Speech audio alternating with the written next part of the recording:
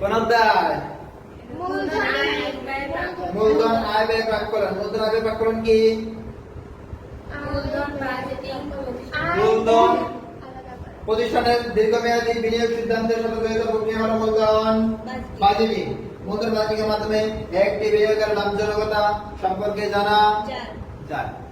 এই নিয়ে কিছু বিস্তারিত তথ্য দেওয়া আছে। এই অধ্যায় থেকে অঙ্ক আসবে মূলত দুইটা, গড় মুনাফার হার আর হলো পেবেক সময়। গড় মুনাফার হার, পেবেক সময়। এখন গড় মুনাফার হার কখন আসবে বুঝবেন, পেবেক সময় কখন বুঝবেন? যখন দেওয়া থাকবে কি প্রশ্ন বলে দেয় না যে গড় মুনাফার তা তো বুঝবে দিবে, কিন্তু গড় মুনাফার হার করার জন্য কি প্রয়োজন? বিক্রয়। কি প্রয়োজন?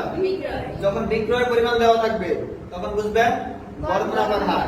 আর যখন নগদ আন্তঃপ্রবাহ দেওয়া থাকবে তখন বোঝা যাবে কি পেবেক সময়। এখন গড় মুনাফার হারের সূত্র কি? গড় নেট মুনাফা বাই গড় বিনিয়োগ ইনটু 100। গড় মুনাফার হার নির্ণয়ের সূত্র হলো গড় নেট মুনাফা বাই গড় বিনিয়োগ ইনটু 100। এখন গড় নেট মুনাফা পাবেন কিভাবে? প্রত্যেকটা বছরের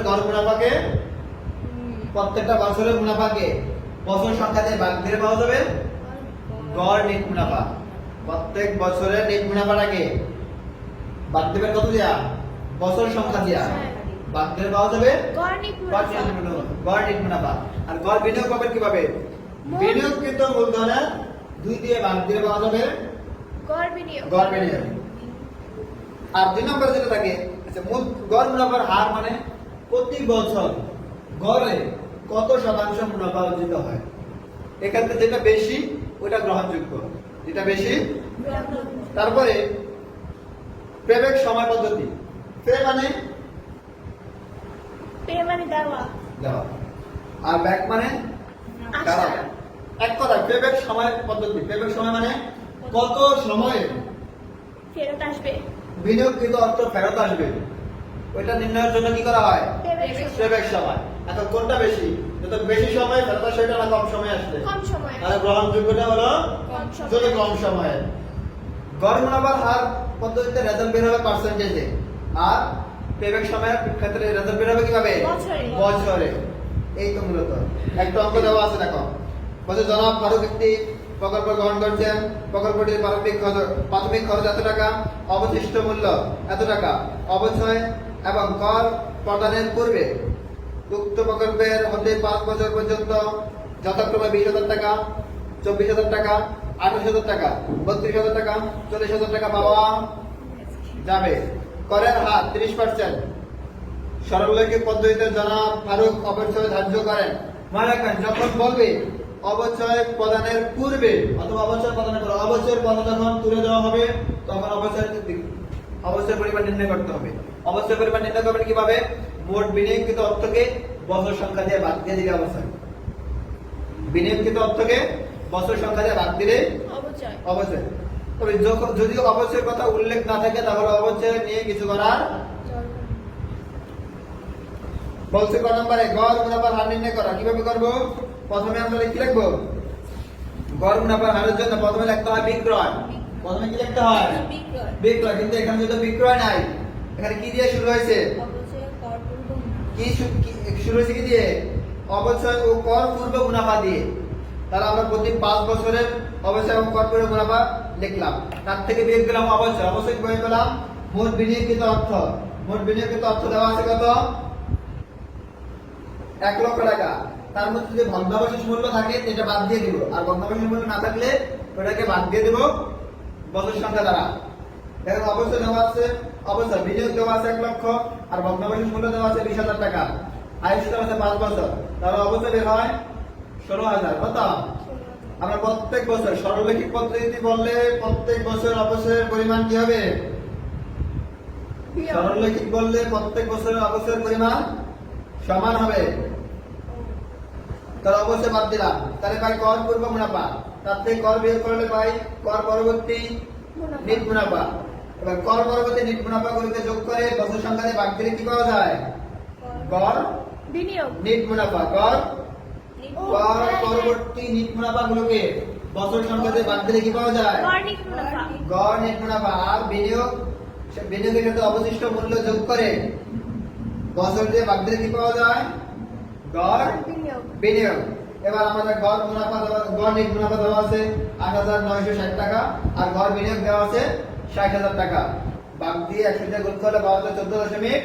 এটা হলো গড় মুনাফার হার। হার। তারপরে পেব্যাক সময় নির্ণয়। পেব্যাক সময় নির্ণয়ের জন্য কি দরকার?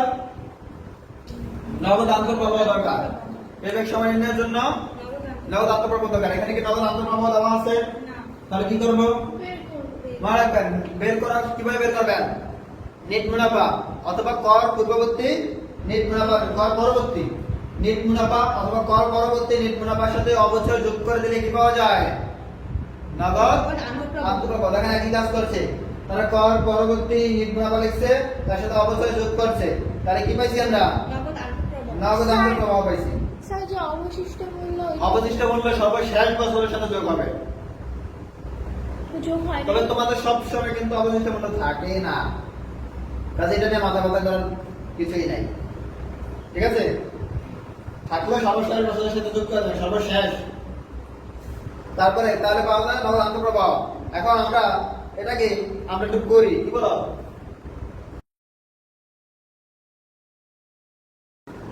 প্রথম বছরের নগদ আন্তঃপ্রবাহ কত? মজার ব্যাপার, তোমাদের গাইডে একরকম করে। সেটা করে কিভাবে? মোট প্রথমে 0 বছরে বিনিয়োগকৃত অর্থ থেকে তারপর সবগুলো বিয়োগ করে দেওয়া যায়। আমরা এটা না করে সহজভাবে আমরা সবগুলো যোগ করে দিলাম। প্রথম বছরে কমিত নগদ আন্তঃপ্রবাহতা কমিত নগদ প্রবাহের কারণে সরাসরি বসবে 18,800 টাকা।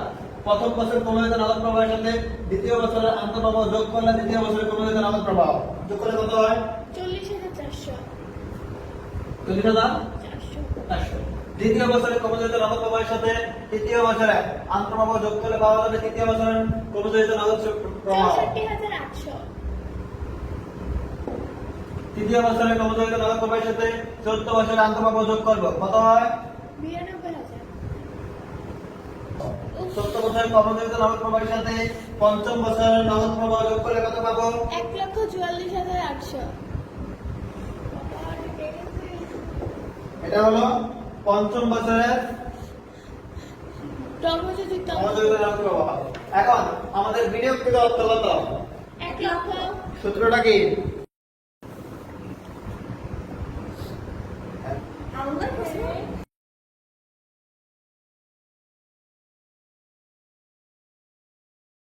হইছে।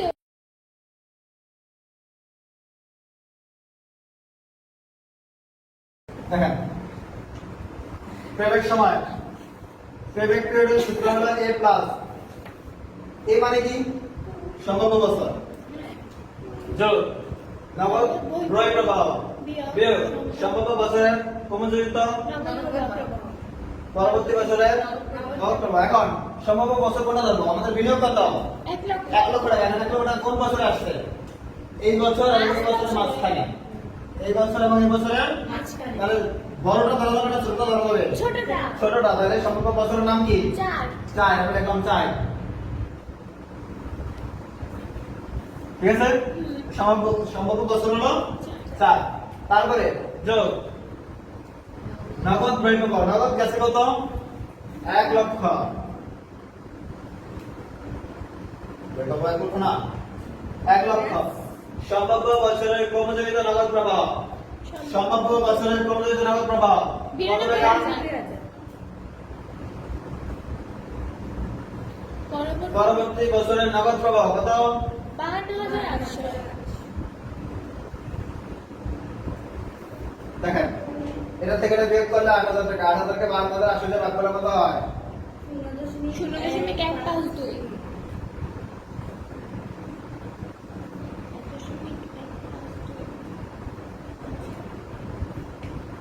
স্যার 2 লেখেন। তো দেখেন, দেখলাম তো। তো দেখেন, বিয়োগ করলে 52,000 টাকা দেয়। 1 লক্ষ থেকে 92,000 টাকা বিয়োগ করে 52,000 টাকা দিয়ে ভাগ দিলে পাওয়া যায় 0.152। 0.152 এর সাথে 4 যোগ করলে পাওয়া যায় 4.152। এবার এটার সাথে এটা মিলছে কিনা? মিলছে। হ্যাঁ মোটামুটি এর বাইরে কোনো অঙ্ক নেই। আর যদি নগদ আন্তঃপ্রবাহ দিয়ে দেয় সরাসরি বসিয়ে দিবা।